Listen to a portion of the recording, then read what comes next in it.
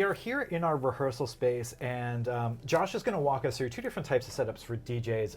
If you're new to the game, you could do an all analog setup with some turntables like you see here. You could also do a digital setup with a laptop or a combination therein. But we'll walk you through some of the connections, and especially for someone like me who comes from the guitar world where I'm just plugging into an amp, this is all kind of new to me. So I'm going to let Josh walk you and me through how all of this stuff plugs in together, some maybe common mistakes to avoid, things like that. We'll start right to left. So we're going to start right here. We have a mic in. We have the mic that we talked about earlier. We have an XLR. Generally, whenever you look at a mixer, you want to make sure it has an XLR and not the 1/4 inch, because you're going to run into a situation where you have to get converters. So you always want to make sure your mixer has an XLR for the mic. You also want to make sure you have XLR for the house, for the output. When you get into the smaller ones, like the 1/4 inch or even the RCA outs, that means you're sending a non-balanced signal. Those are very susceptible to noise. So if you run a non-balanced signal, like an RCA cord, by a generator or by a refrigerator or even by a light that you're using, it's going to pick up those sounds and kick them out through your speakers. So you always want to make sure you have XLR outs and they're balanced. This does offer a pair of RCA outs, which are good for tiny little monitors and things like that. Or if, say, you're doing a wedding and the AV company wants to record your set and all that stuff, you can give them this and they can plug that into the little handheld audio recorder. Here are the sends that we talked about earlier for your effects. These are your booth monitor outputs. So if you have a booth monitor, which is like I spoke about, you listen into the headphones to the track that's playing next, and then you can turn your booth monitor volume up. It's usually right in front of you. It's what you practice on usually. Going up here, you have your 4 lines, and they have options. They have these toggle switches that switch between line and phono. Now this is important. The difference between line and phono, like I spoke about, phono has an amplifier, line doesn't. So we're gonna take our phono lines from our turntables and gonna go into the phono side right here. Now, basically anytime you plug in a turntable, you wanna make sure that you have your ground wire. If you don't plug in your ground wire and you're playing actual records, you'll get a whole lot of noise and a whole lot of feedback. You need to use this ground because the ground goes through the 3rd pin of your IEC cable into the wall, and hopefully that is grounded in the wall. As long as the people who built the place you're in did their electrical right, you should be able to ground this mixer. If you don't ground the mixer, you're gonna get all this noise, and you don't want that.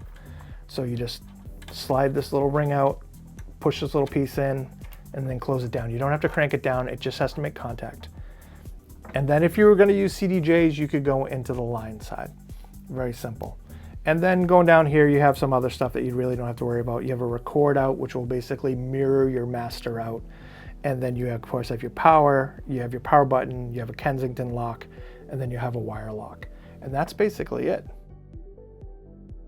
So for this portion of the video, we're going to talk all things MIDI, and we've got another expert here, Pete, to join us and kind of walk us through what is MIDI mapping, what is the contextual reason you'd use MIDI in a DJ rig, especially for live performances. So we'll show his Ableton setup, and we've got some really cool units here. The Xone K2, we've got 2 of them. They would go on either side of your mixer, allow you to do some really cool tactile hands-on stuff without needing to go back to your keyboard and mouse. Hi, I'm DJ Pete Down, DJ, music editor, remixer. All right, so here to explain the musical instrument digital interface and how I use it in Ableton. MIDI, what would we use, say, like a rotary knob for to control in Ableton? I would control like an effect. Like say I have this drum pattern playing, okay, and I would bring in like a reverb or something like that. Okay, can you show us how that would work? So as I turn the knob, you'll notice that it's gonna get the reverb coming in.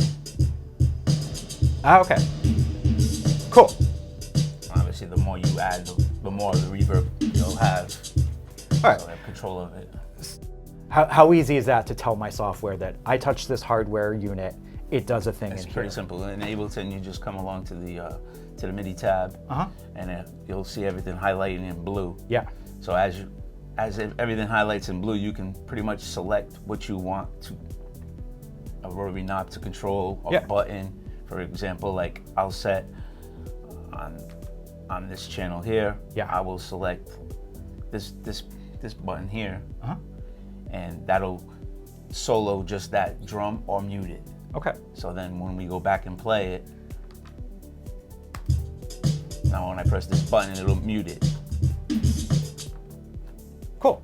And then hit it again and it brings it back. This drum loop here is on the fader, so I could use it to control my volume. So if you're in a live element and you want to slowly mixing a beat, you can use the control fader for that. Would you use like these little pad buttons? You could set it if you want it to be like triggers for like a drum kit. Okay. So if you wanted to program drum set, like a kick drum or a snare drum on each pad, and you could actually play it if you wanted to as an instrument. You could also do that. Or samples if you wanted to incorporate it into your DJ. So that's all very similar to MIDI mapping like we did with the Again, reverb effect. We're just right. telling this button triggers this sample. Trigger this, yes. And triggers this drum hit or whatever the Right. case might be, right? So cool. Sounds like you can do a lot with this, and MIDI seems like it would be a pretty big part of any modern DJ setup. I think they're great, and if you want to incorporate them into your DJ set, I think it'll be a great asset. Cool. You know? All right, thanks, Pete. Appreciate your time. Thank you. All right, that'll do it for this segment. We'll go through some of the other pieces of gear that we got here for our DJ rig, and we'll kick it back to Josh over here.